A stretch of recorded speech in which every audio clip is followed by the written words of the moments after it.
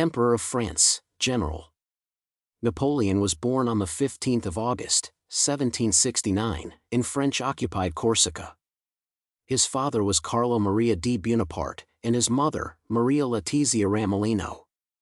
Napoleon's father was a strong supporter of the Corsican resistance leader, Pasquale Paoli. When Paoli fled the Corsica for his life, Carlo Bonaparte shifted his allegiance to the side of France. This move allowed him to enroll both of his sons, Joseph and Napoleon, in the French college d'Autun. After a few years at d'Autun, Napoleon gained admission to a military college in Brienne, which he attended for 5 years, after which he transferred to the military academy in Paris. Napoleon's father died in 1785, prompting him to move back to Corsica to head his family. He graduated early from the aforementioned Parisian military academy, gained a commission as an artillery officer, and returned to Corsica in 1786. Following in his father's footsteps, Napoleon lent his support to Pasquale Paoli, who had returned to Corsica to lead the nationalists in a civil war. Napoleon and Pasquale were split over many topics, so much so that Napoleon withdrew his support from the nationalists, and moved his family to France, where they adopted the French version of their name, Bonaparte. Napoleon's return to France prompted a recommissioning in the French military. He joined his military unit in Nice in June 1793, and threw his political support behind the Jacobins, a progressive and popular party after the French Revolution. The Jacobins came into dictatorial power for a short period that became known as the Reign of Terror. Fortunately for Napoleon, he fell out of favor with Jacobin leadership, letting him avoid execution, and fell into the good graces of the government, which he defended from counter-revolutionary fighters in 1795. Because of this, he was named commander of the Army of the Interior, and became a trusted military advisor to the government. In 1796, the Army of Italy, then a client nation of France, was placed under the command of Napoleon.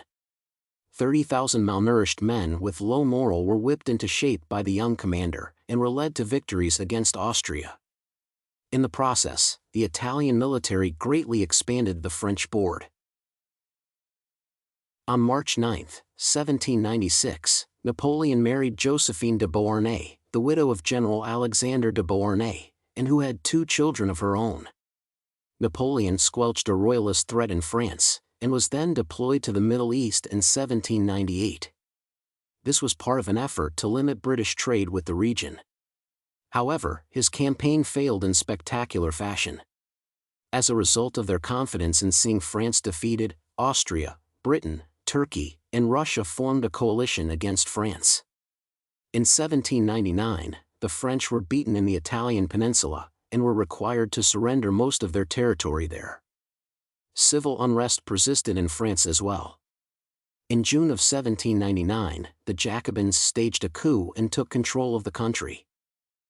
Napoleon returned in October of the same year, and schemed with a member of the new government to perform a second coup, this one placing him and 2 others in power. Napoleon's coup was successful, and saw the adoption of a new constitution in 1800, and the creation of a position known as the First Consul, which was effectively a dictatorship. This position had the authority to appoint generals, governors, civil servants, judges, and members of legislative bodies. Napoleon fulfilled the first incarnation of this position, and led economic, social, military, education, legal, and religious reforms, such as reinstituting Roman Catholicism as the state religion.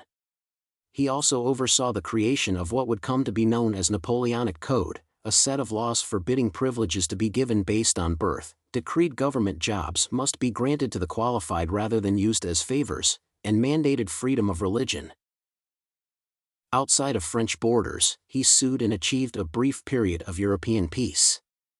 Napoleon's reforms proved incredibly popular, so much so that in 1802 an election was held and he was decreed first consul for the rest of his life, and in 1804 he was crowned Emperor of France.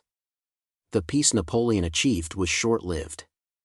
France and Britain again began warring again in 1803, and soon after that Austria and Russia returned to the fray. Napoleon originally had a plan to invade England, but due to a naval defeat he instead turned his wrath eastward. His victories in the east, defeating combined Austrian and Russian forces in Austerlitz, allowed him to install individuals loyal to him in positions of power in Naples, Sweden, Holland, Italy, Westphalia, and Spain. Napoleon's marital status changed in 1810, when he had his marriage to Josephine annulled due to her inability to have a male child. He married the daughter of the Emperor of Austria, Marie-Louise, that same year. She was 18 years old when they married. In 1811 they had a son, Napoleon II. The military invincibility of Napoleon would come to an end at this time. Several defeats destroyed the national budget of France, and a winter invasion of Russia in 1812, which began with over 600,000 men, left fewer than 10,000 in condition to fight. The defeat of Napoleon filled his enemies, foreign and domestic, with confidence.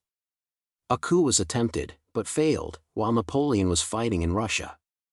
At the same time, British forces were sweeping through French territories. With limited resources to resist, and with extreme tension from within and without his empire, Napoleon surrendered on March 30, 1814. He was then exiled from France to an island named Elba.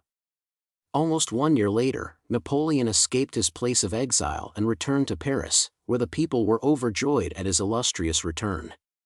The honeymoon did not last long. Napoleon led his forces once more into battle, defeating a Prussian force in Belgium, only to be humiliated a few days later at Waterloo. The week after his defeat, he abdicated his title and powers. His request to have his son be named emperor was rejected by the coalition of nations aligned against him. After his second abdication, he was again sent into exile. This time he was placed on the island of St. Helena. Napoleon's life quickly deteriorated into boredom. With minimal things interesting him outside of reading and writing, he eventually disconnected himself from the outside world. In 1817, likely due to a stomach ulcer or cancer, Napoleon's health began to rapidly fail. By spring of 1821, he was confined to his bed, and wrote the last words of his will: "I wish my ashes to rest on the banks of the Seine, in the midst of that French people which I have loved so much.